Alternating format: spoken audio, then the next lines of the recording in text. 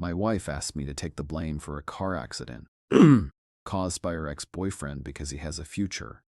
She said, "If you love me, you'll do it." I called the police instead and handed over the dashcam footage. They were both arrested. I'm a 35-year-old man, and 3 hours ago I handed my wife and her ex-boyfriend over to the police. I'm still processing it. My hands have only just stopped shaking. Let me explain. My wife and I have been married for 4 years. We met at a mutual friend's barbecue and dated for 2 years before getting married. It was a normal relationship, or so I thought. She works in marketing and makes about $58K. I'm in IT support and make around $71K. We own a modest house together that we bought 2 years ago. Her ex-boyfriend moved back to our area 6 months ago. They dated in college and, from what she told me, broke up amicably. He's some hotshot at a pharmaceutical company making well over 6 figures. She said he reached out and wanted to reconnect as friends. I wasn't thrilled, but I didn't want to be the kind of guy who controls who his wife talks to. They started meeting for coffee occasionally, sometimes lunch. She'd mention him here and there, always about his accomplishments, his money, his bright future. This afternoon, we were supposed to go to her sister's place for dinner. She asked if we could pick him up on the way. His car was in the shop. Fine. I was driving my Honda Accord. I had a dash cam installed last year after someone backed into me in a parking lot and drove off. Front and rear cameras, crystal clear footage. Best $200 I ever spent. We picked him up. He got in the back seat and immediately started complaining about how cramped it was compared to his Audi. Great. About 10 minutes into the drive, my wife's phone rang her mom. They got into a long conversation about family drama. I was focused on driving. Then my wife turned to me and said, "Babe, can you pull over? I need to take this call properly." We were on a residential street, so I pulled over. She got out to pace while talking. I stayed in the driver's seat, scrolling on my phone. The ex was still in the back. Then he said, "Hey man, I'm going to move up front. More comfortable." I said, "Sure, whatever." He got out, came around, but instead of getting into the passenger seat, he opened my door. "Actually, I'm going to drive. You look tired. When's the last time you had a break?" "I'm fine. I'm driving my own car." "Come on, don't be like that. I'm an excellent driver. Just let me take over for a bit." Something felt off. Really off. But my wife finished her call, came back, and actually backed him up. "Honey, let him drive. You've been working so hard lately. Just relax." The way she said it, the look she gave me, I didn't want to cause a scene in front of him. So, stupidly, I got out and moved to the passenger seat. He got behind the wheel. My wife got in the back. He adjusted the mirrors and the seat, then started driving faster than I would have, taking turns harder. I was uncomfortable, but I didn't want to seem like I was nagging. We were coming up to a 4-way stop. There was already a car stopped to our right. He barely slowed down, just rolled through the stop sign. The car to the right had already started moving through the intersection. He floored it to try to beat them through. He didn't make it. The other car hit us on the passenger side right, where I was sitting. Airbags deployed. Glass shattered. Metal crunched. Everything happened both in slow motion and all at once. I was dazed, ears ringing from the airbag. My arm hurt where it slammed into the door. The other car came to a stop about 20 feet away. I could see the driver, an older woman, holding her head. The ex was panicking. "Oh God. Oh God. Oh God. Oh God. Oh God." My wife's voice came from the back. "Are you okay, baby? Are you okay?" It took me a second to realize she was talking to him, not me. I unbuckled and tried to get out, but my door was jammed. I had to climb out through the driver's side. The older woman was getting out of her car too, looking shaken but able to move. I called 911, reported the accident, and gave them the location. My wife was already out, checking on the ex, who was pacing and running his hands through his hair. I didn't see her. I swear I didn't see her. "It's okay. It's okay," my wife kept saying. The woman from the other car approached. "Are you all right? What happened?" "I'm so sorry. I started. "It was my fault," the ex cut in. "I was driving. I didn't see you at the stop sign." At least he was owning it, I thought. Then he turned to me and pulled me aside while my wife checked on the woman. Dude, I need you to do me a huge favor. What? Tell the cops you were driving. I actually laughed.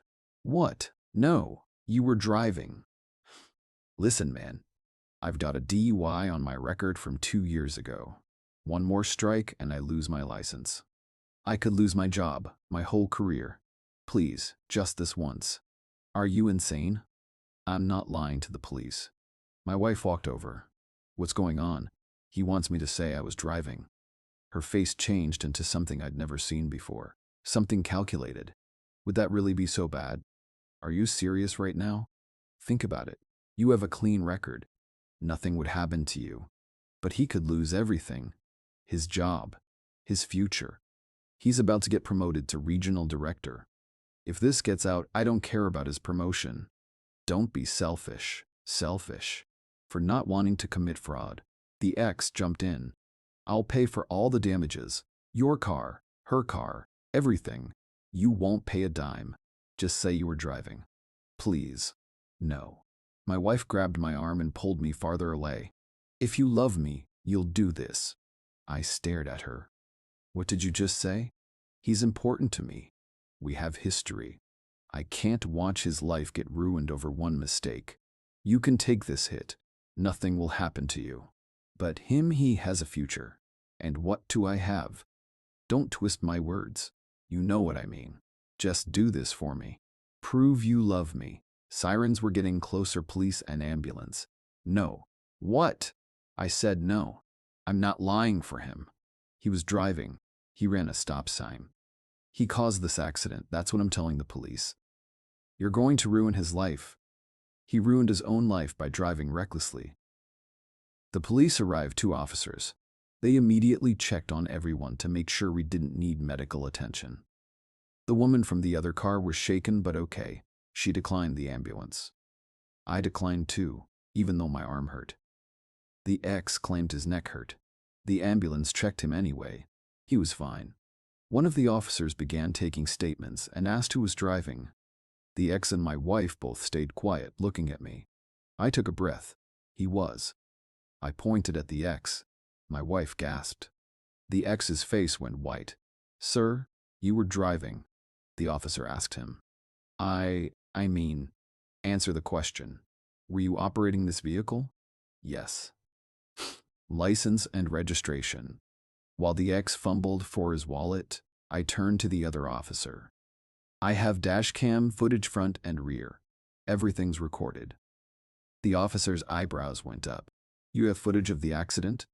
And everything before, including him getting into the driver's seat. My wife grabbed my arm hard. What are you doing? I pulled away, went to my car, ejected the SD card from the dash cam, and handed it to the officer. It's all here. We'll need to review this. Do you have a laptop or can we use our equipment? Whatever you need. They took the card and went to their patrol car. My wife followed me, hissing under her breath. How could you? Do you have any idea what you've just done? Told the truth? You've ruined everything. He's going to lose his job, his license, everything. Good. You spiteful, vindictive man. An officer called out from the patrol car. We need to speak with you and the other gentleman. They had reviewed the footage, all of it, including the part where he insisted on driving despite me saying no, and the part where he ran the stop sign. Everything. What I didn't know was that he was already on a suspended license. That DUI he mentioned, he never completed the court-ordered classes. His license had been suspended for 8 months. He'd been driving illegally the entire time. He was also uninsured. The officers arrested him right there, driving with a suspended license, reckless driving, causing an accident, driving without insurance, multiple charges. Then they turned to my wife and asked her to confirm the sequence of events. She tried to lie, said I had offered to let him drive, said it was my idea. I told them to check the dash cam audio. It recorded everything, her voice clearly backing him up when he asked to drive. Their conversation after the accident where they tried to get me to lie. She was arrested to conspiracy to file a false police report, attempting to obstruct justice. I watched them both get placed into the back of separate patrol cars. The officer who took my statement looked at me. You did the right thing. If you'd lied, you'd be facing charges too. All three of you. I know. You'll need to file an insurance claim. We'll send you the report. Your dashcam footage will be key evidence. They had me come to the station to make a formal statement. It took 3 hours. I answered every question, showed them the footage multiple times. They kept it as evidence. I got home around 9 p.m. Empty house. Her car is in the driveway, but she's not here. Still being processed, I guess. My phone has been buzzing nonstop. Her mother, her sister, her friends all asking what happened, why she isn't answering, where she is. I haven't responded to any of them. I don't even know what to say. I'm just sitting here on the couch, my arm bruised, head pounding. The marriage is probably over, but I'm not facing criminal charges for something I didn't do. So that's something. Update 1. 3 days later, she made bail the next morning. Her parents paid and showed up at the house around noon while I was working from home. She let herself in with her keys. I was in my office, heard the door, and came out to find her in the kitchen making coffee like nothing had happened. We need to talk. I just stared at her. She had the audacity to look annoyed. You had me arrested. I told the truth. You tried to make me lie to the police because it was the right thing to do. Do you understand what you've done? He lost his job. Lost it. Fired yesterday. They called him while he was still in jail. His whole career is over. He was driving on a suspended license, uninsured. He could have killed someone. It was one mistake, several mistakes. And you helped him. You pushed me to cover for him. I was trying to help someone I care about. Those words, care about. Not past tense, present tense. Are you sleeping with him? She hesitated for just a second, but I saw it. Of course not. Don't be ridiculous. You asked me to commit a crime for him. You called him important to you. Said you have history. Said he has a future worth protecting more than our marriage. I didn't say that. You absolutely did. It's on the dashcam audio. Her face went pale. You wouldn't. The police already have it. It's evidence. She sat down hard on one of the kitchen chairs. Oh, God. Why did you do it? Actually, explain it to me. Why would you ask me to take the blame? Because I knew you could handle it. You're responsible, stable. Nothing ever sticks to you. But him, he's fragile. His ego, his career, everything. I couldn't watch him fall apart. So I'm the safe choice. The boring husband who can take a hit, and he's the exciting ex who needs protecting. Don't make this about that. What else is it about? You chose him. In that moment, when you had to pick, you picked him. She stood up. I'm going to stay at my parents' for a few days. We both need space. When this all settles down, we can figure things out. There's nothing to figure out. I'm filing for divorce. Don't be dramatic. Dramatic? You were arrested for trying to make me commit fraud for him? I made a mistake in the moment. I panicked. You can't throw away 4 years of marriage over one bad decision. Watch me. She left, slamming the door. Tires squealed as she pulled out of the driveway. I called a divorce lawyer that afternoon, a guy recommended by a friend who went through a messy split. We talked for an hour. He was blunt. You're going to lose some assets. The house is marital property. She gets half the equity. Any joint savings, retirement accounts accumulated during the marriage split down the middle. You're probably looking at 80 to 90K she'll walk away with. I know, but the criminal charges against her strengthen your position. If she's convicted, it shows character issues, recklessness. It won't affect asset division much, but if you were fighting for custody of kids, it would matter. No kids. Then this should be relatively clean despite the circumstances. File on grounds of irreconcilable differences. Don't mention the criminal stuff in the divorce paperwork unless her lawyer brings it up. Keep it simple. He sent me the paperwork. I filled it out that night and filed it the next morning. She found out 2 days later when the process server showed up at her parents' house. She called me immediately. You actually filed? Told you I would. I thought you were just angry. I thought we'd talk. Nothing to talk about. You made your choice. He means nothing to me. It was just he needed help, and I panicked. You told me he had a future. What about me?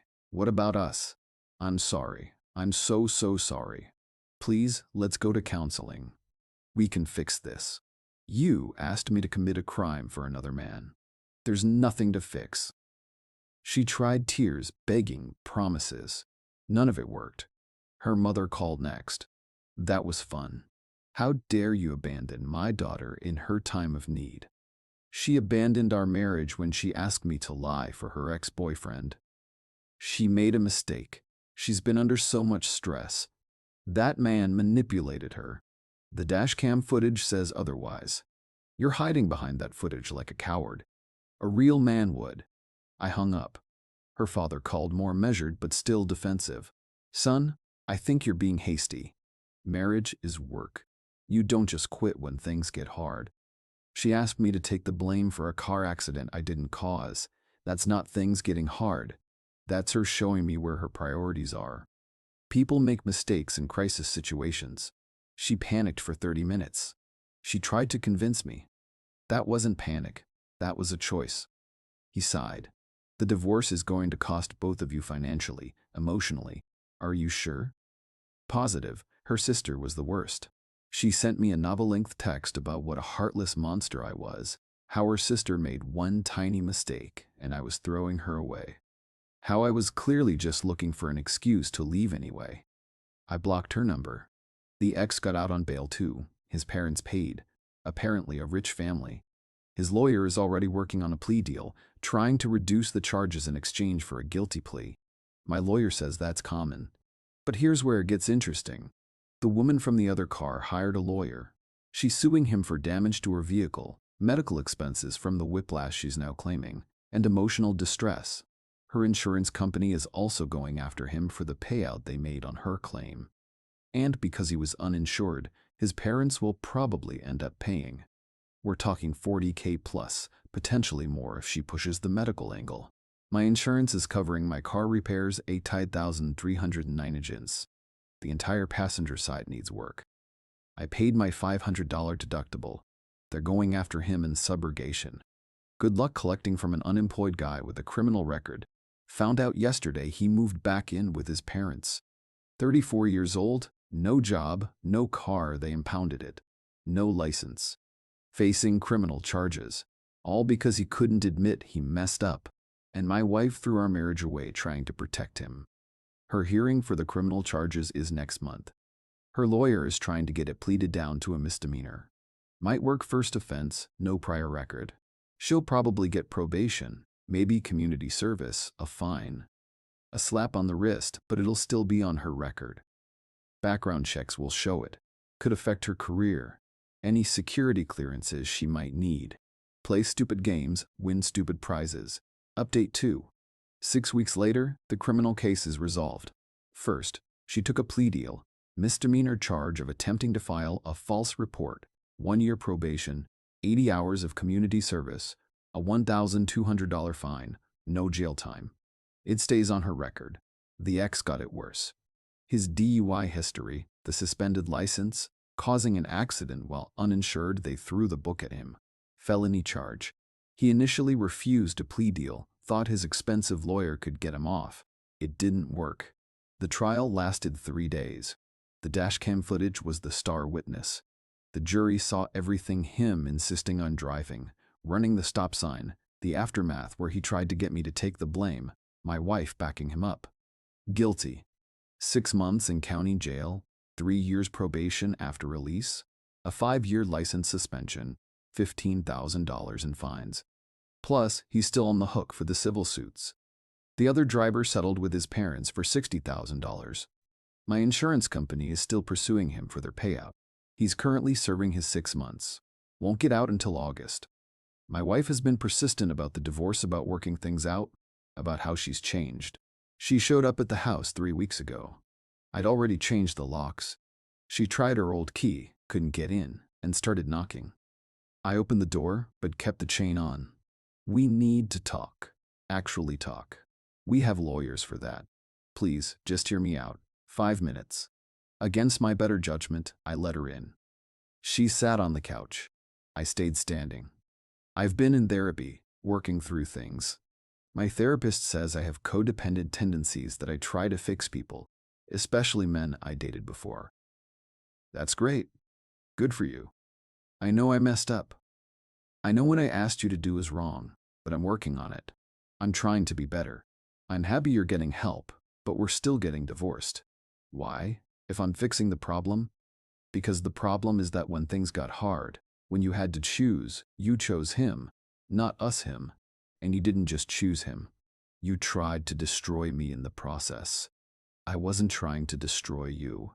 You wanted me to lie to the police, take the blame for a crime, get points on my license, possibly lose it, risk my insurance skyrocketing, face potential legal consequences all, so your ex-boyfriend wouldn't face the consequences all, so your ex-boyfriend wouldn't face the consequences of his own actions. I know. And I hate myself for it, but people make mistakes. Stop calling it a mistake. Mistakes are accidental. You deliberately, repeatedly for 30 minutes tried to manipulate me into committing fraud. That's a choice. She started crying. I love you. I know I showed it wrong, but I do. Please. I don't believe you. And even if I did, it doesn't matter. I can't trust you. Every time things get tough, I'll wonder if you're going to throw me under the bus again. I wouldn't. You already did. Once is enough. She left. More crying. More apologies. None of it changed anything. Her lawyer tried a different tactic in the divorce proceedings. Claimed she was coerced by the ex-boyfriend, that he'd been manipulating her for months, telling her I was holding her back, that she deserved better, isolating her. Tried to paint her as a victim. My lawyer brought up the text messages. Turns out she'd been texting him regularly for months, flirty messages talking about what if we'd stayed together, planning meetups she never told me about, complaining about me. Not quite a fair territory, but close enough. It showed a pattern. Her victim narrative fell apart pretty quickly. The divorce mediation was tense. We sat in a conference room with our lawyers and had to divide everything. The house appraised at $340,000.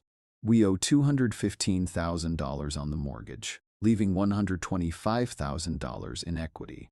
Split evenly, she gets $62,500, but she can't buy me out, doesn't have the cash. So the house goes up for sale. The market's good right now.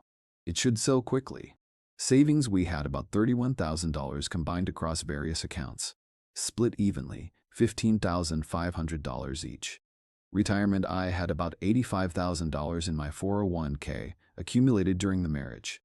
She gets half of that, roughly $42,500. She had about $45,000. I get half, $22,500. Cars, we keep our own vehicles. I keep the Accord once it's fixed. She keeps her Camry. Furniture and belongings, we made a list and divided it up. Mostly civil. I kept the TV and gaming console. She wanted the dining set her parents gave us. Fine. In total, she's walking away with about $143,000 in cash and assets. I'm keeping about the same. Plus, I keep my full salary going forward. Her lawyer tried to push for spousal support. My lawyer shut it down. We make similar salaries. The marriage was only 4 years, no kids. A judge wouldn't award it. They dropped it. The divorce should be finalized next month, just waiting on the house to sell. We already have an offer, $338,000, better than the appraisal. Closing in 3 weeks, then it's done. 4 years of marriage dissolved. $143,000 gone, but I'm free. Her family is still harassing me. Her mother keeps calling from different numbers, leaving voicemails about what a disgrace I am, how I ruined her baby's life. Her criminal record ruined her life. I just documented it. I got a call last week from a number I didn't recognize. I answered, thinking it might be about the house. It was him, the ex, calling from jail. I need you to drop the insurance claim. I actually laughed. Are you kidding me right now? My parents are going bankrupt paying for all this. Your insurance company's going after them for $8,300. Just drop it. You got your car fixed. My insurance paid for my car. They're entitled to recover that money from the person who caused the damage. I made a mistake, man. I'm in jail. I've lost everything. How much more do you people want? I don't want anything from you. I want you to leave me alone. Just drop the claim, please. My parents are elderly. They can't afford. You should have thought about that before driving on a suspended license without insurance and before trying to make me take the blame. You're a real piece of work, you know that? Says the guy calling from jail. I hung up and blocked that number too. My lawyer said the insurance claim is between him and the insurance company. I can't drop it even if I wanted to. They're the ones pursuing it. I'm just a witness. Update 3. 4 months later. The divorce was finalized 2 months ago. The household. I got my $62,500 from the equity split, plus my half of the savings and retirement. I moved into a smaller place, a 2-bedroom apartment downtown. About $1,400 a month in rent. It's nice, modern, and mine. She moved in with her parents temporarily, supposedly. She's been there 3 months now. I heard from a mutual friend she's struggling to find an apartment. Background checks keep showing her criminal record. Landlords are wary. The ex got out of jail last month, moved back in with his parents. Still no job, no license, limited employment prospects with a felony record. The insurance company successfully sued him. His parents are paying $350 a month on the judgment. It'll take them 2 years to pay it off. The other driver's lawsuit is settled. His parents paid $60,000, drained a chunk of their retirement savings. Apparently, my ex-wife has been dating. Saw it on social media. We still have mutual friends who post. She's with some new guy, looks younger. She's calling him her soulmate after 6 weeks. Good luck to him. Her mother sent me one final message, a letter, actually mailed to my old address and forwarded to my apartment. A long, rambling piece about forgiveness and Christian values. About how holding grudges poisons the soul. How her daughter paid her debt to society and deserves a fresh start. How I should find it in my heart to let go of my anger. I'm not angry. I'm just done. I threw the letter away. Work's been good.